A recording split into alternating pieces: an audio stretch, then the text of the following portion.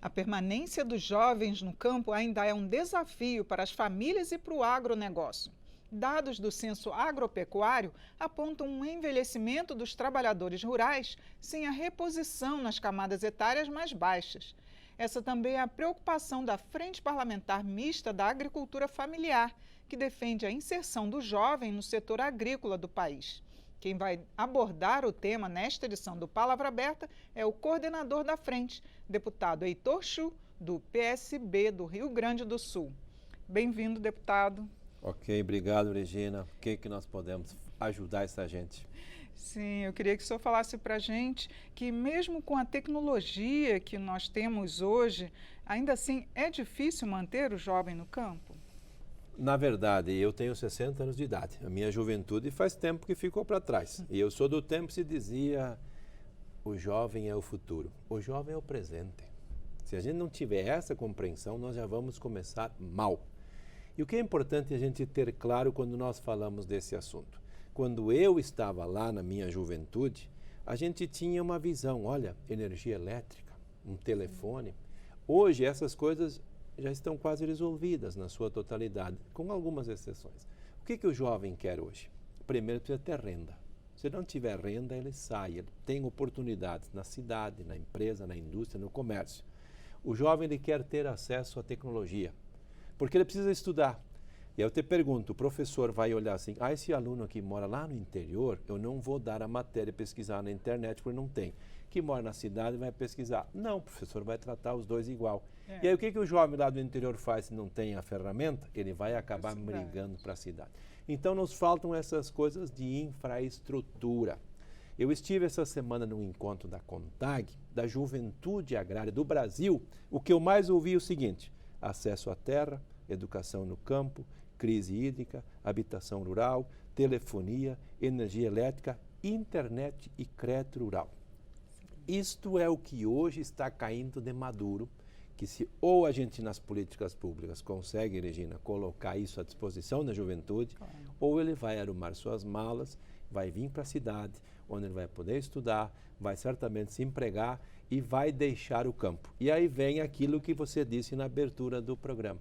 Como é que a gente evita esse envelhecimento e como é que a gente faz a sucessão rural? Só com política pública. Inclusive, o senhor tem projeto de lei para essa área que já foi aprovado até no seu estado, não é isso? No Rio Grande do Sul, nós temos uma lei, no tempo que eu era deputado estadual, nós propomos em conjunto com o movimento sindical e com a juventude um crédito específico para o jovem comprar terra. Pagamento, 25 anos para pagar, carência, juro, não é dinheiro a fundo perdido. E muitos têm seu pedacinho de chão lá porque se criou essa política específica. Tinha que ter menos de 32 anos de idade, não ter terra, e hoje eles estão lá produzindo porque eles têm essa estrutura.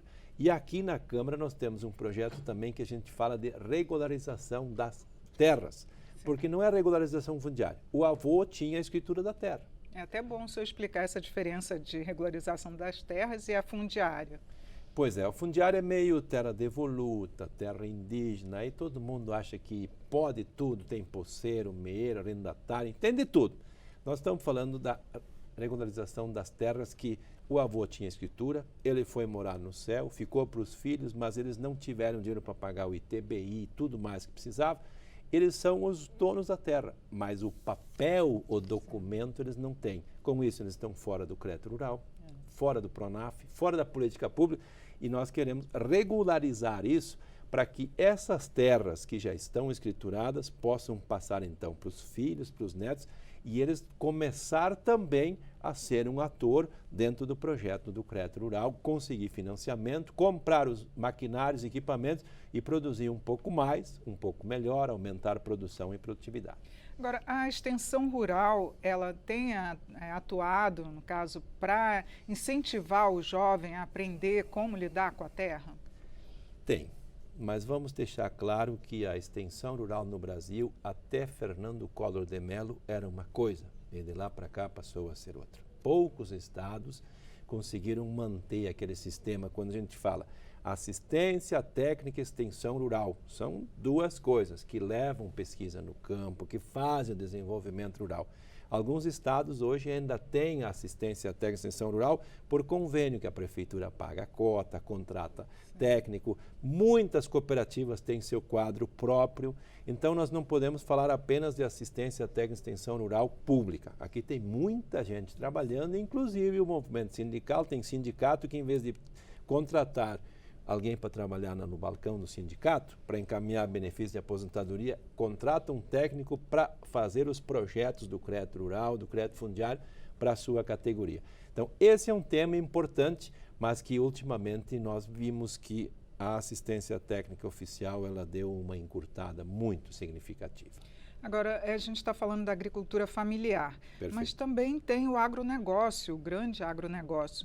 Não há um incentivo ao empreendedorismo ou à participação do jovem nesse grande negócio das grandes empresas do agronegócio? As grandes empresas, Regina, do agronegócio têm sua estrutura própria, têm condição de comprar assistência técnica, de contratar o engenheiro agrônomo, o técnico agrícola, o zootecnista, o veterinário.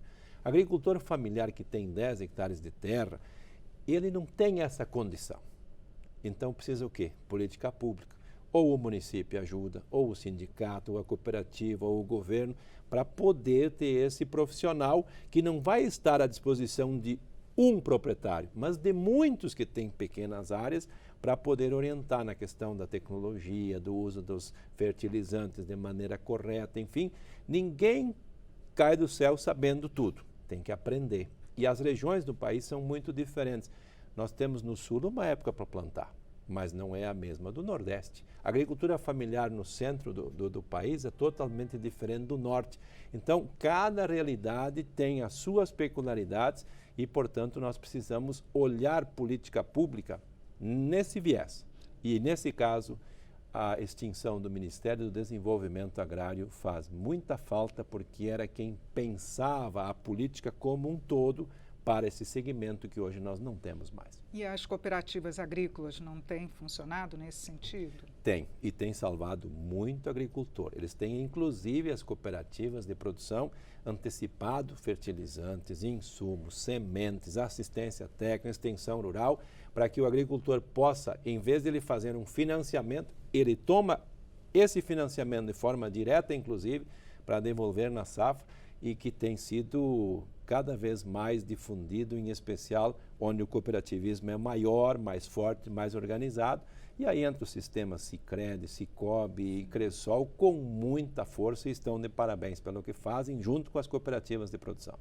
Deputado, muito obrigada por sua participação, esclarecimento sobre esse tema que está sempre tramitando aqui na casa. Estamos à disposição. Um grande abraço. Eu conversei sobre o desafio da permanência dos jovens no campo com o coordenador da Frente Parlamentar Mista da Agricultura Familiar, deputado Heitor Chu, do PSB do Rio Grande do Sul. Eu sou Regina Assunção, agradeço a sua audiência. Até a próxima.